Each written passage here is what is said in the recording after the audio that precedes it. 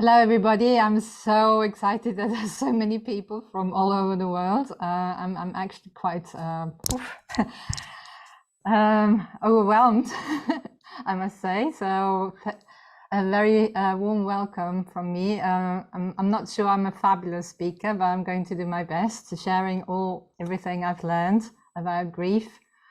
So this is our topic for today, the power of good nutrition and digestion, not to forget, when we're grieving, so that we can navigate grief with a little bit more ease and boost our energy and mood, because that's what suffers a lot. Yep, next slide. So who am I actually? I'm functional nutritionist, so I studied nutrition from the Western perspective, which involves a lot of nutrition research. But then I also went on to study Ayurveda in more depth in the US, and I'm still studying Ayurveda because it's just everything is just like Ayurveda is an amazing and huge field, and you will never know everything. So that's why I keep studying. I also keep studying to be able to share simple tips that can help bereaved people, and Ayurveda offers a lot of them. Now, a little bit of background about Ayurveda. It's one of the world's oldest systems of medicine. And here in Austria, where I am at the moment, there's more and more Western doctors who combine Ayurveda with Western medicine, which is really fabulous to see. And I also am a yoga therapist. So when I support, my passion is supporting bereaved people because of my background, which I'm going to go into in a moment. And I support, I hope, holistically. So I'm taking everything into account: the life circumstances, the diet, lifestyle, the relationships, social network, you name it, and I consider it in my recommendations. So, and yoga can help a lot. Yoga is the sister science of Ayurveda, actually. Many people forget about that. So there are two sides of one coin, and breathing, meditation, and yoga postures can help a lot. And I'm going to talk about that a little bit later. So that's my professional background. And then my personal background is I lost my husband almost 6 years ago. Still brings tears to my eyes, so I'm sorry. But we are here to share our griefs and our knowledge, so that's it.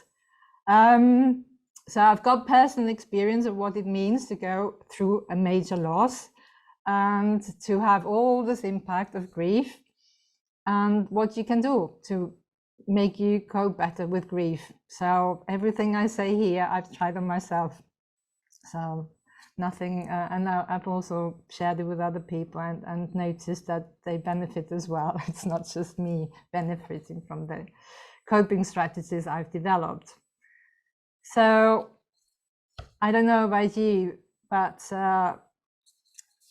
we get very confused when we get all sorts of weird symptoms after a major loss. This can be emotional symptoms, mental health symptoms, depression, anxiety are very common, but also physical symptoms. And I'm sharing some pictures of some very common ones, like brain fog. People notice that the brain is not functioning as well. Sleep goes out of the window. I don't know anybody who actually manages to sleep after major bereavement. Aches, we get all sorts of weird aches and pains. Our heart suffers a lot, so we get heart palpitations. And also our digestive system takes a huge hit. So what can help us cope better with grieving? A little bit of knowledge about the impact of grief on our body, what's actually causing all these weird, maybe not all of them, but a lot of these weird symptoms that we get. some basics about nutrition and digestion as well, and then simple tips about how you can eat better and change your daily routine to make some gradual changes to all your habits, not just eating and drinking, but also sleeping habits, when you exercise, when you have a shower, and so on. That can also be important to take back control of your health. Because what happens is our health suffers. It's so underestimated and unrecognized that our health suffers when we suffer a major bereavement, regardless of the circumstances, whether there's been trauma as well. I think most major losses are traumatic. My experience was traumatic, so it's not been the easiest kind of bereavement. And what happens is that grief triggers an emotional stress response, which is massive. You know, everybody talks about stress, you know, in connection with grief, but nobody really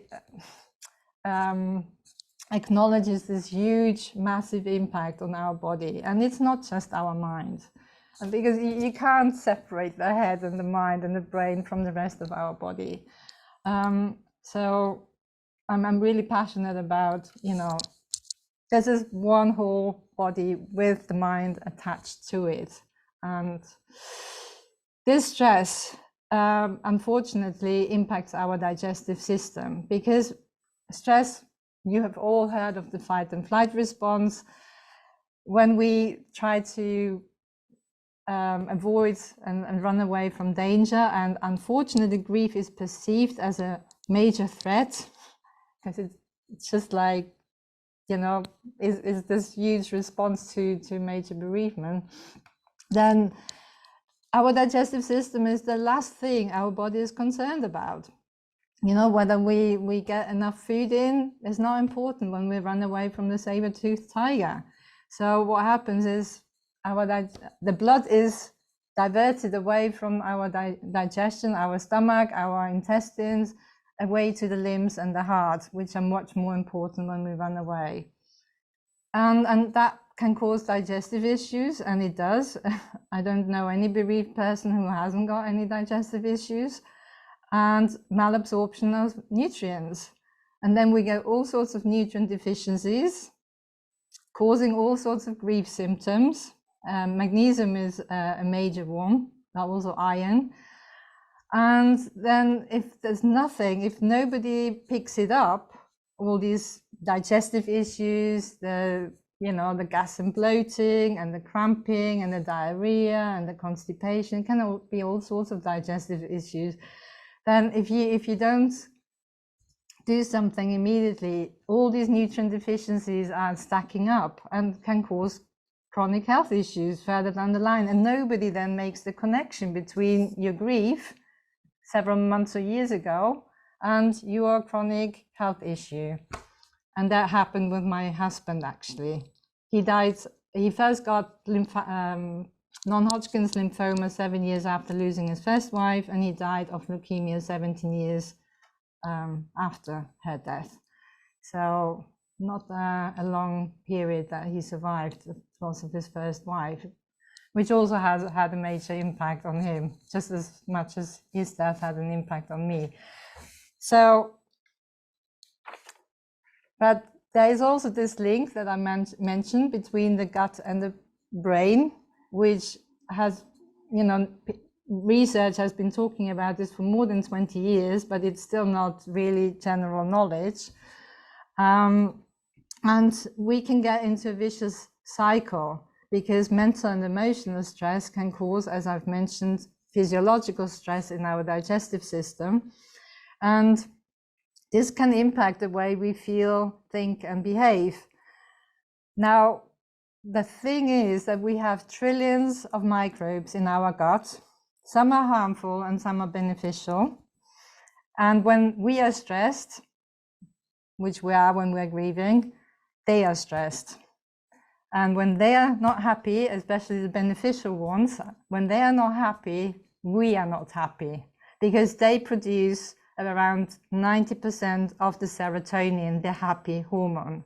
It's not produced in the brain, it's only released in the brain. But it's our beneficial gut bacteria that make 95% of serotonin. So you can imagine what the impact is when we're grieving on the serotonin production. So, poor digestion is behind a lot of grief symptoms, especially the physical ones. But as I showed you now, gut and the brain link, also mental ones. So we get all sorts of nutrient deficiencies. I already mentioned magnesium. And then because we have nutrient deficiencies, we get cravings. We get all sorts of cravings, because cravings are a way for the body to communicate with us what it needs, right? And we need a lot when we're grieving. So nutrient deficiencies, when we lack magnesium, we get cravings for chocolate. But magnesium is in dark chocolate, that's why we get these cravings for chocolate. But people turn to white chocolate, which is harmful. In one word, harmful to us because of the sugar and the lactose and so on.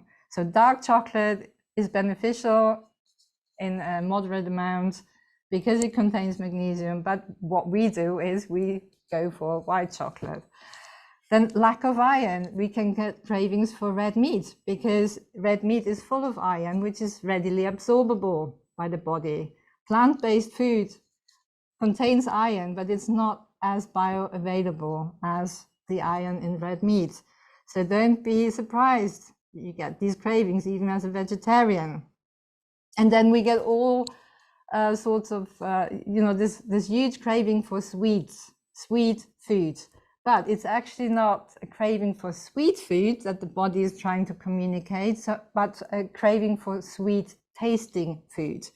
And sweet tasting food is everything that's nourishing, that's building, and that's satisfying. That can be meat, that can be grains, that can be root vegetables, it can be fruits, it can really be things that contain sugar, but it can also be just nourishing food.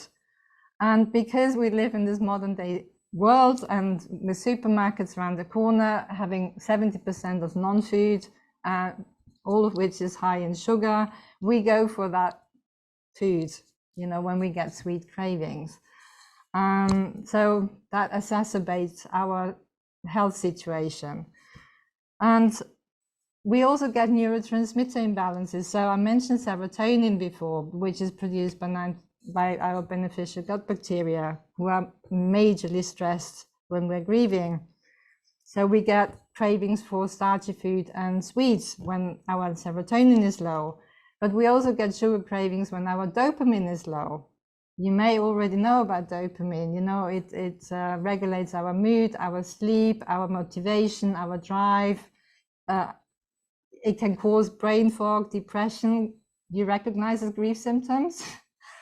So, and it's probably a whole combination of this, that is causing our symptoms. I'm just going into some details to give you some prime examples.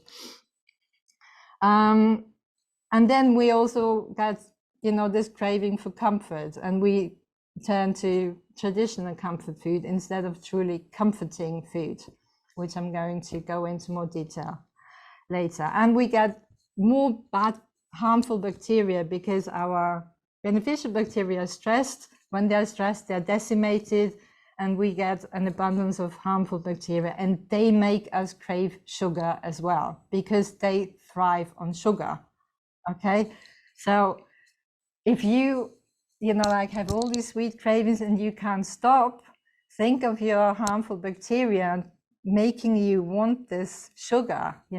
Think of how you can support your beneficial bacteria more. And unfortunately, that's not the end of the story. We also get blood sugar imbalances.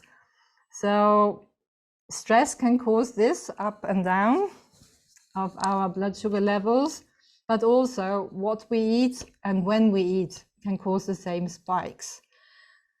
So when we eat like white toast, for example, or not even toast, toast is more beneficial than bread. White bread with jam, for example, that can make your blood sugar go up, and then half an hour later it comes crashing down, and then you get hungry again, and then you eat something, and then it goes up again quickly, and then it crashes again if it doesn't contain a lot of fiber. And white bread doesn't have any fiber, so it just like does this.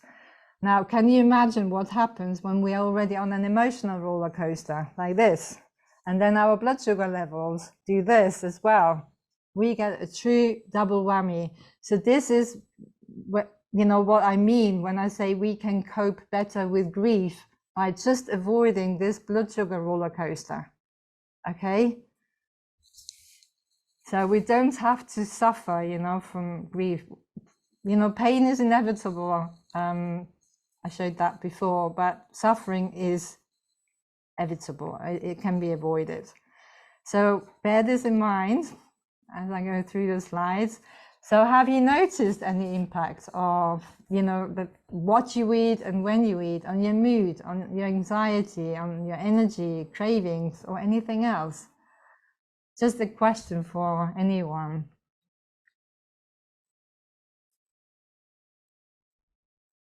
I'll say yes, Sabine.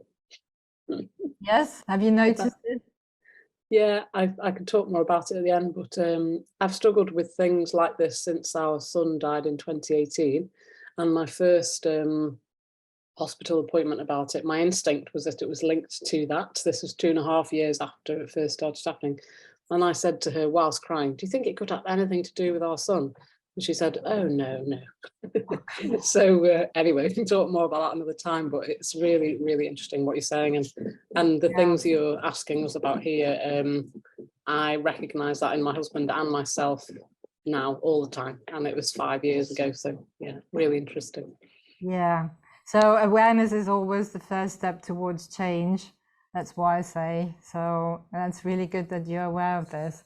Now, the other thing that's important to know when we, you know, the blood sugar also has an impact on our mood, on our energy, on our cravings, on everything, really, basically. So you can control everything through your blood sugar levels. But the thyroid plays a key role in blood sugar regulation as well, in our energy reserves. So when we are lacking energy, as we are when we're grieving, the thyroid turns its activity down. So there's hardly any, you know, like it can also become hyperactive. So it can vacillate between hyperactive and underactive. But a lot of people, when they notice, you know, they're gaining weight and they're constipated a lot, and they are low in energy and they sleep poorly, there can also be really symptoms of low thyroid function, because the body tries to protect us and tries to protect our energy levels, because 60% of the energy we produce and we get from the food we eat actually goes back into digesting our next meal. That's a big chunk of our energy goes into digesting our food. Then 20% goes into the brain, so there's only 20% left for other activities. So when there's lack of energy, when we all turn into energy vampires in the first few weeks and months, then the thyroid has to slow down, okay? It's natural. And the other thing that contributes to low and poor thyroid function is lack of nutrients again. The thyroid needs a lot of minerals and vitamins, and also protein to function well. And I've only just given you a few examples. It needs a lot more than these. But vitamin D, again, you know, like vitamin D is a topic of a lot of conversations, but it's also vital for good thyroid function. Selenium, iron. Iron is more important actually than iodine. And we are lacking in iron when we lack the energy to digest our food well. It becomes a vicious cycle. So iron is most of the time lacking as well, and B vitamins, which are vital for our energy. So everything is linked with everything. It's just, you can't separate anything in the body. So I just wanted to share this because that's really important, because so many people, you know, they have a thyroid test, if they get a thyroid test from the GP, and then the GP tells them, oh, your thyroid levels are normal, and they only test TSH. And sometimes when you're lucky, they test T4, they never test T3, and T3 is the active thyroid hormone that actually tells us, you know, how good the thyroid is functioning. So don't be, you know, turned away by your GP saying, oh no, your thyroid is fine. You know, if you have any of these symptoms, think thyroid, and make sure that the thyroid gets a lot of these nutrients that it needs. So we get to summarize the whole, you know, problem, if I may say so, the whole situation we end up in. So we have huge, massive stress in the body, which causes which dampens our digestive fire, the stomach acid and all the digestive juices in the stomach and digestive system that help break down the food so that we can absorb the nutrients. And we get all these cravings, you know, between the gut and the brain going on, and we end up on a blood sugar roller coaster. And it's no wonder we feel permanently exhausted, we get depressed, we can't think properly, and get all sorts of other grief symptoms. So as I've mentioned before, I always, you know, this is one of my favorite sayings: awareness is the first step towards change. You can't change anything if you're not aware of the issue. Okay, so now we know more, but it's a very complex issue. You know what stress does to the body. So I've tried to, you know, keep it as simple as possible, but there's more to it. So if I've not mentioned anything, it's not because I don't know about it, but it's just like, it, you know, goes beyond the scope and time of this webinar. So because stress is the major driver, we need to do something about the stress. And I think that usually happens when people are grieving. The stress is addressed, but it's also important to know why. So the major link, one of the major pathways, communication pathways between the gut and the brain, is the vagus nerve. And the vagus nerve is part of our nervous system. It's actually is the major nerve of the parasympathetic nervous system that puts us into relax and digest mode. And when the vagus nerve is not functioning well, we are in fight and flight mode. So everything we can do to stimulate the vagus nerve and put it into rest and digest mode helps managing this huge stress response. So this can be meditation and yoga, but not many people, you know, are keen on that one. Maybe not at first. It can also be simply gargling, you know, anything that works on this area here, where also the thyroid is located. So you're doing something for the vagus nerve and the thyroid at the same time. Is good. Humming is good. Singing is good. And above all, breathing. The power of breathing is so underestimated. So if you only take the time and do 3 deep breaths before and after a meal, you can up your digestive enzymes by 25%. So that improves your digestion a lot. So, and I would like us all to just take a moment and sit as comfortably as you can, and just close your eyes and notice your breathing. Where are you breathing from? Are you breathing from your chest, or are you breathing from your tummy? Because a lot of people breathe from the chest, especially when we're grieving. Our breathing becomes very shallow and it comes from up here, and we need to make an effort really to expand our belly when we breathe in, blowing it up like a big balloon, moving it out away from the body. And when we exhale, we pull the tummy muscles towards the back of the spine. And just do this with me. And make your tummy as flat as possible on the exhale. I'm still exhaling. It's amazing how long we can exhale. And then on the next inhale, push your tummy muscles out again.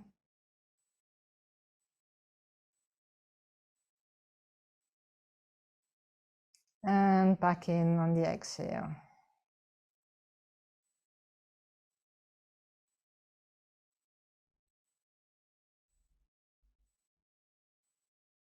And you will have noticed that you may feel calmer now.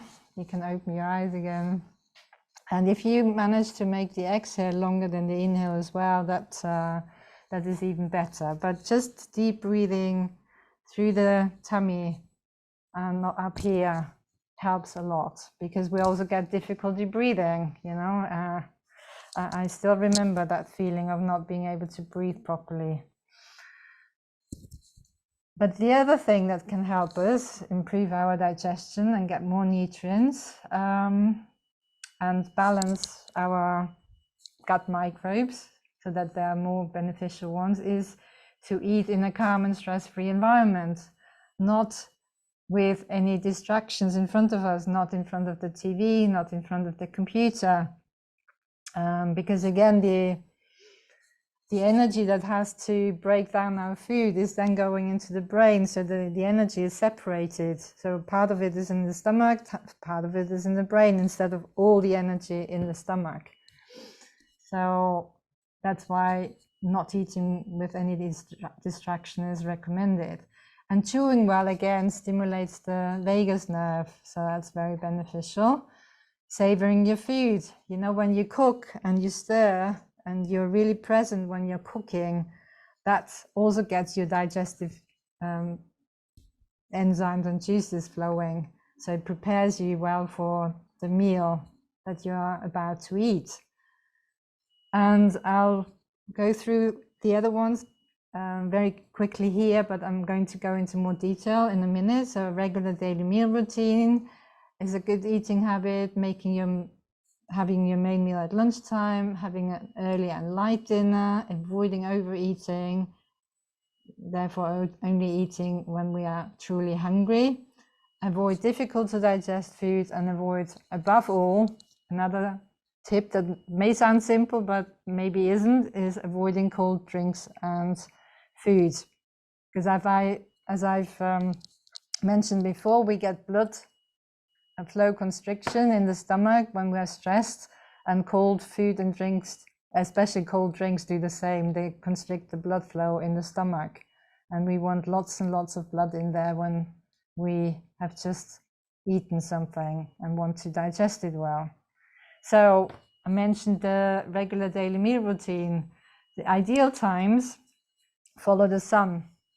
So our digestion is not very strong yet in the morning. That's why a light breakfast is recommended by 9 o'clock.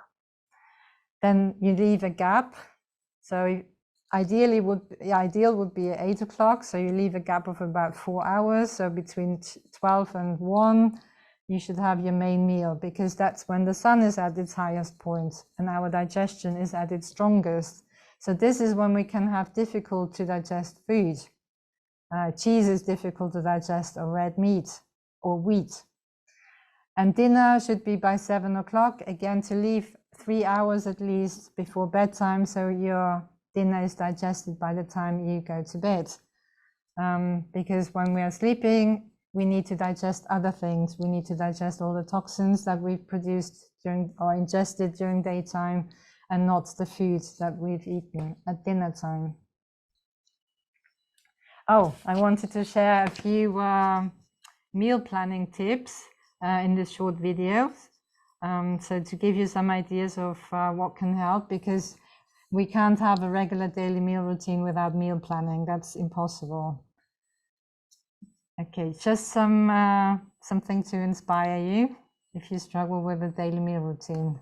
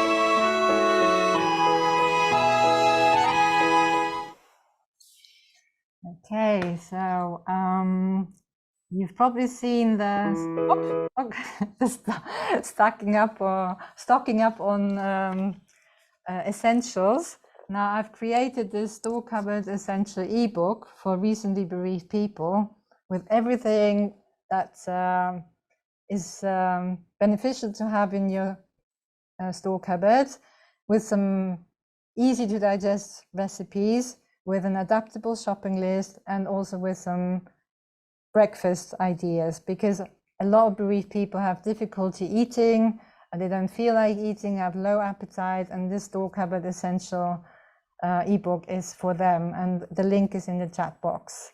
But I've also got other resources to help people re-establish a good daily meal routine. My latest radio episode was dedicated to it, and I've also done a webinar for another funeral director on a daily meal routine, why it's important and how it helps us. So have a light and warm breakfast. Don't have anything cold. Warm, everything that's warm and ideally cooked is easier to digest again.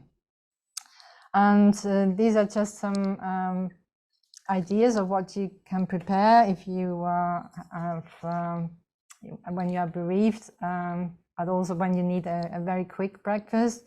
Smoothies are very quick, and these smoothies are not just normal smoothies, they are well-balanced smoothies, because every meal needs to be well-balanced to keep our blood sugar level balanced. So we need some protein in there. In the smoothie there's some flax seeds. We need some beneficial oil. Flax seeds have beneficial oil in them. The flaxseed oil comes from there. Then some fruit or vegetables with a lot of fiber. So again, the banana and some other fruits, they have fiber in them, and also the flax seeds, of course. So that's why the smoothies are very well balanced and very beneficial for as a breakfast. And make them warm. Don't ever have a cold smoothie. So why is fiber important? Again, to keep our blood sugar level as stable as possible. Fiber is wonderful for that one. It also speeds up digestion, so it prevents constipation. And when we are constipated, we reabsorb all the toxins, and that can cause a lot of mood issues and other issues. And it also makes us feel full for longer, so it prevents emotional eating. Ever since I've started eating more fiber, I've not felt hungry anymore. I was, my husband always said, you're always hungry. And ever since we swapped to a fiber-rich diet, I've never felt hungry again, in between meal times. And fiber is also the preferred fuel for our beneficial gut bacteria. So you feed them well and they will look after you well. So how can you get more fiber into your meals? By eating a rainbow of colorful vegetables, for example. So you can make a really nice stew, very easy to make. Stew is not something very difficult, or stir fry. Every day of the year you can make a different stir fry. You can even add colorful vegetables to an omelette. And you can also make simple food swaps. That's how I started eating a little bit more healthily, but just not eating wheat, but go for spelt or rye or buckwheat is a good replacement. Buckwheat is actually protein, so that's where you would already get your protein from. Instead of sugar, go for raw honey or pure honey. So not the cheap, nasty supermarket honey, but really a good one from maybe a local beekeeper, or when it says organic, it should also be pure. So it's unadulterated honey without any added sugar. With that, I mean refined sugar. And dates and maple syrup are also good. So if you have any sweet cravings, I always say go for those. And avoid cow's milk, because that's also has also got a sugar. Lactose is a sugar, and a lot of people can get an addiction to dairy after bereavement. So if you notice a dairy addiction, then think sugar and try to eat more fiber. And white potatoes are also more easily broken down than sweet potatoes. Sweet potatoes have more fiber in them. And I've never put on weight eating sweet potatoes. They're really great for mash, and everything you do with white potatoes, you can do with sweet potatoes. And avoid margarine, because it's only one molecule away from plastic. Go for butter. Butter is natural and it's good. And spice things up. Herbs and spices, they improve our digestion, especially fresh ginger and fennel seeds and cumin seeds. Add those to every meal if you can, or garlic is also very beneficial, also for rebalancing our gut microbes. So fennel can also help with difficulty swallowing, for example, or with any heavy feeling in your stomach when food is stagnating and not moving along. Just chew a handful of fennel seeds and that will help. And there's a lot of people who've tried this with success.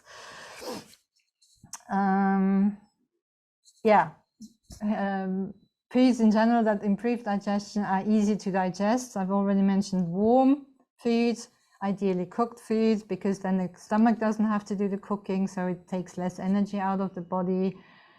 Go for soupy things. Everything that's mashed, blended, pureed is easy to digest. Basmati rice is easy to digest, or fish or chicken rather than red meat.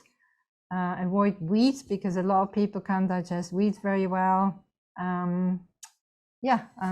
Go for healthy oils. Don't avoid oils, because every cell in our body needs beneficial oils. So olive oil, coconut oil is good, but also ghee, if you've ever heard of this, and sesame or hemp seed oil. And drink wisely. We forget to drink when we are bereaved, and all the digestive juices, they need to come from somewhere, and they come from what we drink, what we give the body in terms of fluids. So we need a lot of fluids to make stomach acid, digestive enzymes and bile. So think of that when you forget to drink. I actually always have a flask at hand. I think this also saved me from emotional eating, because I'm just sipping throughout the day. I always have something in my mouth, but it's not, causing me any weight gain. It's actually very beneficial herbal tea. Avoid caffeine, because caffeine again just makes increases stress and anxiety. It's also like beating a dead horse. It's not very good for our kidneys, and they're already overwhelmed, but because they have to produce all the stress hormones. So just give your kidneys a break. And if you, I know I'm a coffee addict myself, go for one good cup in the morning. Go for the best coffee, organic coffee, savor it, savor every single sip of it, and just have one or at most two. But it also causes sleep problems.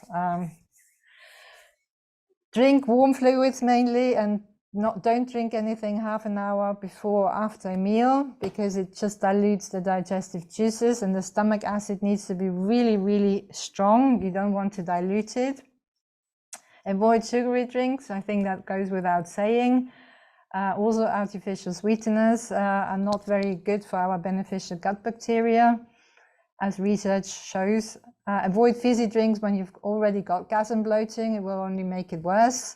And make wise alcohol choices, and think neurotransmitter imbalances. Dopamine or low GABA can cause alcohol addiction. Avoid snacking in the afternoon. If you have a good fiber-rich meal at lunchtime and make meal, lunch your main meal of the day, which can be done even if you are working away from home. There's flasks, there's slow cookers, there's all sorts of things that can help us, or just add something warm to your lunch. Then you don't need any snack in the afternoon. Or if you crave something just because you are bored and you crave some coffee and you don't want to have coffee, then go for a hot cocoa drink with cocoa powder, not the powder from the supermarket, pure cocoa powder. Add some almond milk, which is also rich in magnesium. Add something like dates or maple syrup as a natural sweetener, and it will be really great as a pick-me-up in the afternoon, rather than cakes and biscuits, which are only going to make matters worse again. If you are an emotional eater, think maybe you are thirsty, because when we are thirsty, we also have the tendency to eat something. So these are all signs, or can be signs, of dehydration in the body. And try to distract yourself. Go out for a walk. Like when you put something, you already want to put something in your mouth. Check, pause, and think, why am I wanting to eat this? Mindful eating. That's the first step. Become aware of when you are eating and what you are eating and why you are eating or wanting to eat it. And then distract yourself and have a coping strategy ready. Think, if I want to grab something, what can I do to distract myself? And have it next to the food that you normally grab. It can be a cup of herbal tea, it can be a book, it can be Epsom salt bath, it can be anything.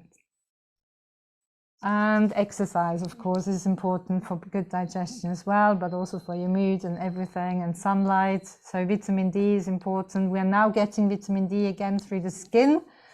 So all the winter we haven't got any vitamin D through the skin, even when the sun was shining.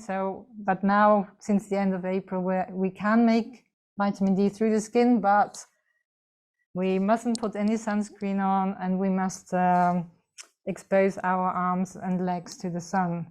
So it has to be bare skin. So you don't have to do it for long. I think half an hour is enough, and you can build up your vitamin D reserves. But I would also always recommend a vitamin D supplement, and checking your vitamin D levels if you have any anxiety, depression, weight gain. Vitamin D has been linked to everything and anything. And just think, small changes can change everything. So take a small step at a time.